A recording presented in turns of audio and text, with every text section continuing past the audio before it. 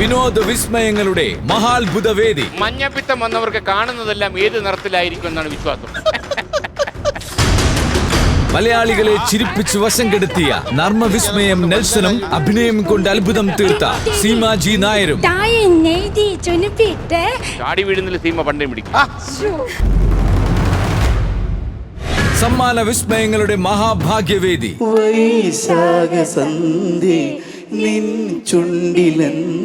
കള്ളന് കഞ്ഞി വെച്ചവൻ എന്നാണ്.